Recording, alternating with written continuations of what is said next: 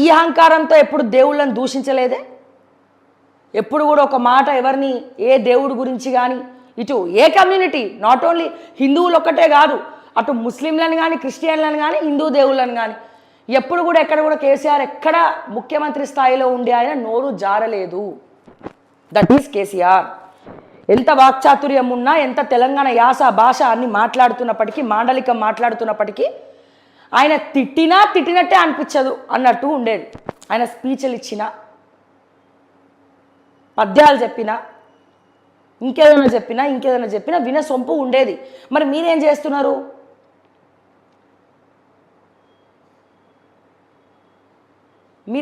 మీరేం చేస్తున్నారు? ఎందుకు ఇట్లా దిగజారిపోతున్నారు రోజు రోజుకి?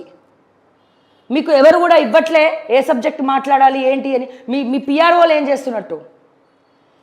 మీరు ఒక సభ దగ్గరికి వెళ్తున్నప్పుడు మీరు ఏం మాట్లాడాలి, ఏం మాట్లాడద్దు, ఎలా ఉండాలి, ఎలా 10 మందిలోకి వెళ్తున్నాము, తెలంగాణ రాష్ట్ర ముఖ్యమంత్రిగా 4 కోట్ల మంది జనాభా మాత్రమే కాదు, ఆంధ్రప్రదేశ్ ప్రజలు కూడా చూస్తూ ఉంటారు.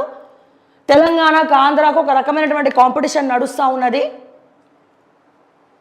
ఓకే, ఇవన్నీ కూడా అందరూ ప్రపంచవ్యాప్తంగా హైదరాబాద్ ఢిల్లీ తర్వాత నెంబర్ 1 మోడల్గా ఉన్నది. ఎన్నో కంపెనీలు హైదరాబాద్లో ఉన్నాయి.